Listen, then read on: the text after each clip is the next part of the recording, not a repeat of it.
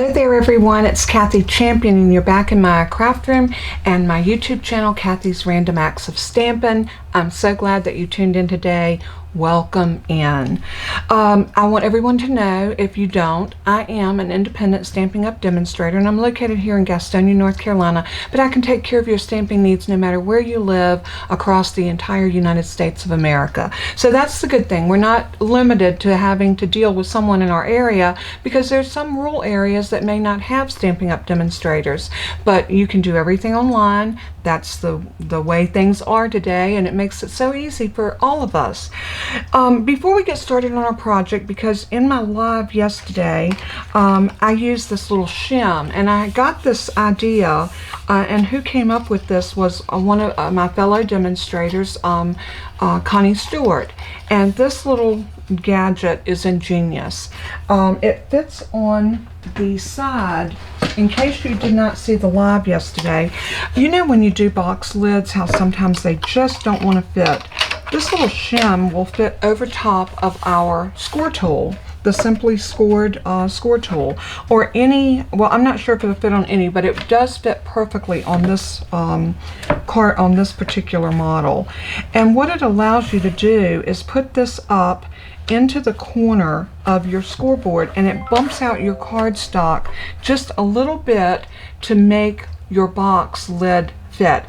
I'm not even sure how it works. All I know is it does work because I made this in my live video yesterday, and look, this lid fits perfect. I had problems with my first one with my lid being a little wonky and it didn't want to fit right, and I made this one using it, or I didn't use this one, and this caused my box to buckle. You can see how it wants to buckle in. Well, this shim will keep your, see how that's not wanting to go on and it's making a buckle right there in our box? This trick will eliminate that, and you don't have to cut. You can use your measurements, whatever your measurement says for your box. Cut your box like you normally would, but when you get ready to do your lid, score it using this little tool, and I'm going to show y'all how to make it.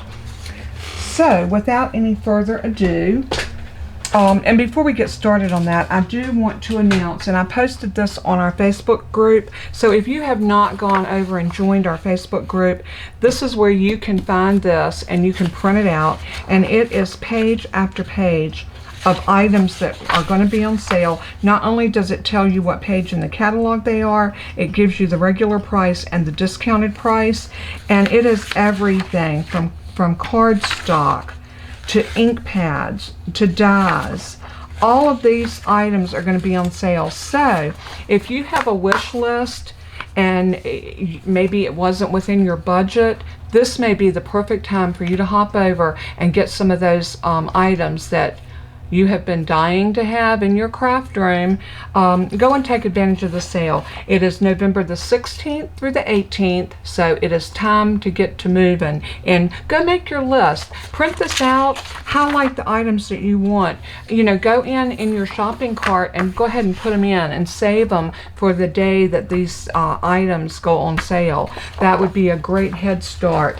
Just wanted to let y'all know about that because anytime that Stampin' Up! Has a sale, I love to come on and tell you about it so that you can take advantage. Okay, let's get to making our little shim.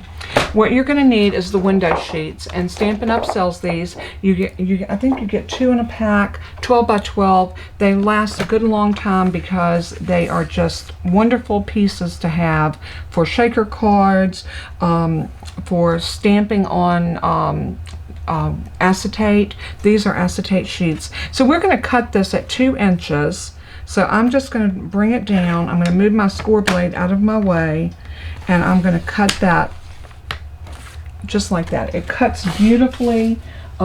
This is just a great thing to have in your craft room. I like to keep it, I actually keep mine in a folder like this, and I just call it my window sheets.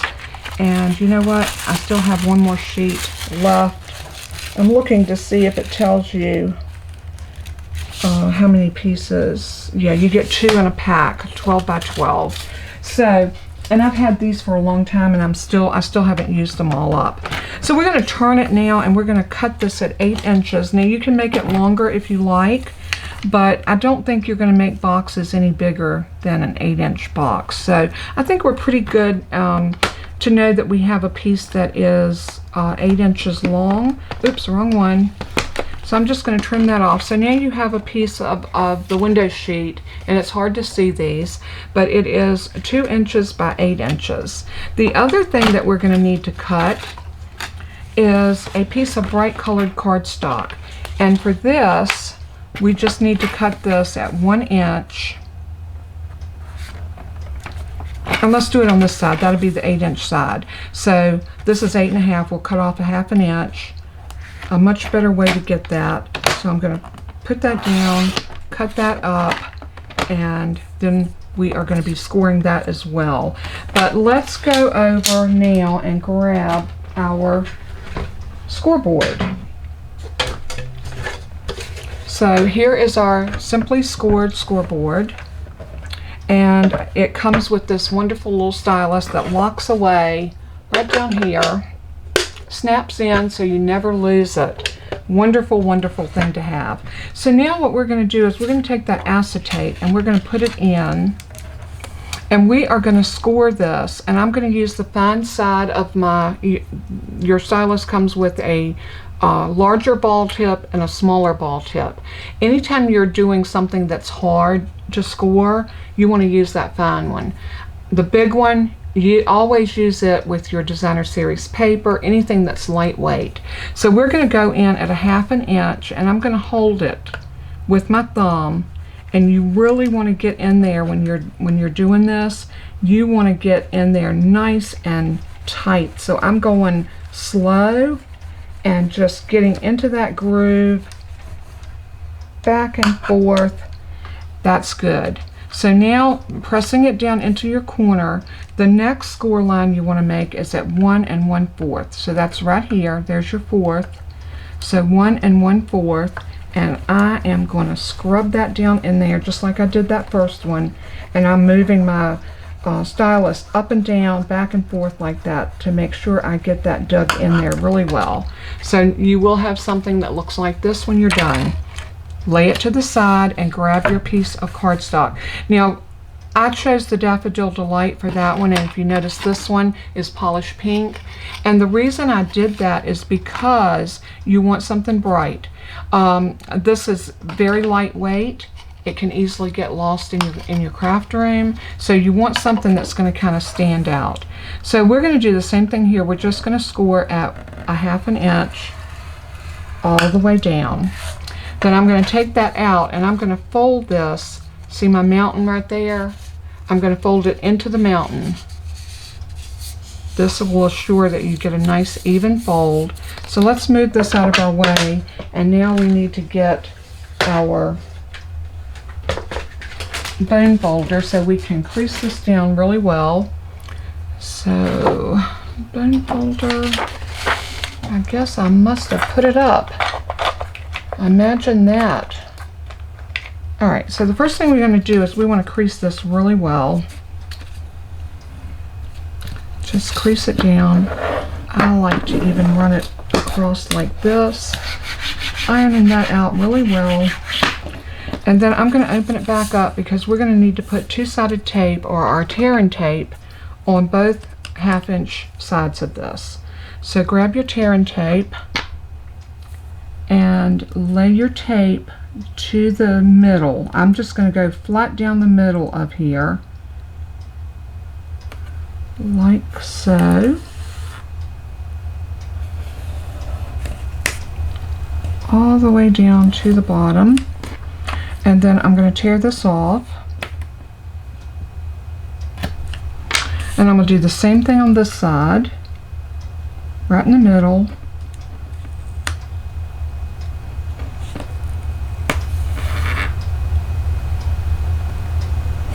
And press it all the way to the end, and then tear it off.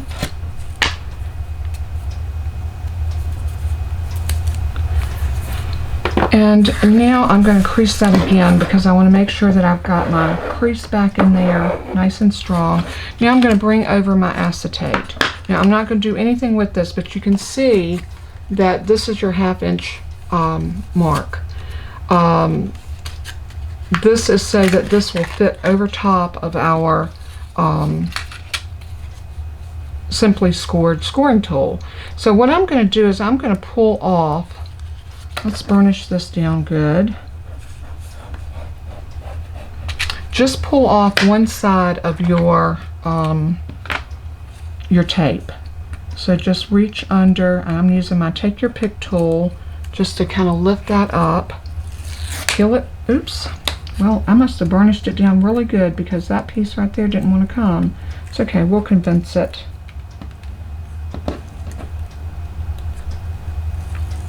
There we go.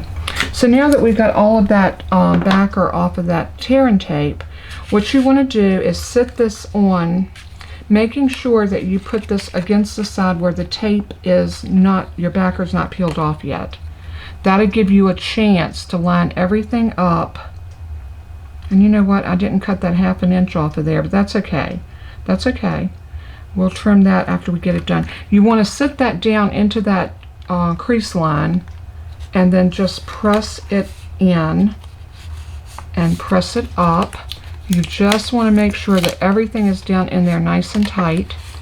And once you get that, like that, then you're going to turn it over, and this is where you're going to take the other tape off. And I think before I take that tape off, I am going to take a pair of snips, and I'm going to use these that have the Teflon, just so I don't get glue on my.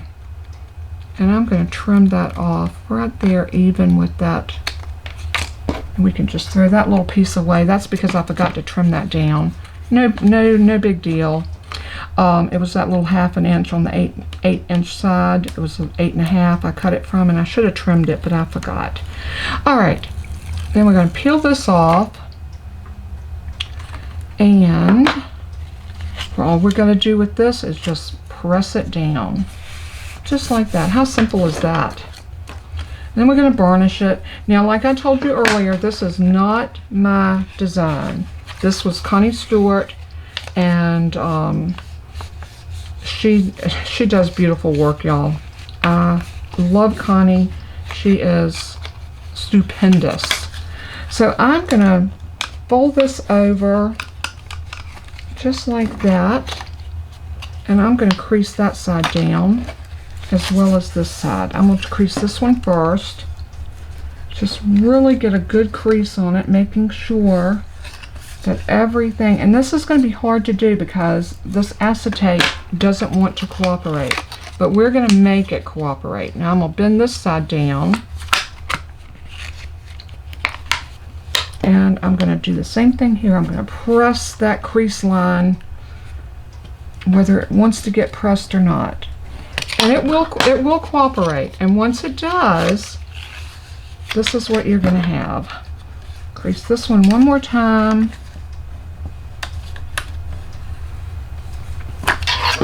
and now you're going to have that little shim, and I think I need to trim that right there, just a hair. There we go. Then you're going to have that shim that's going to fit on your Simply Scored scoring tool.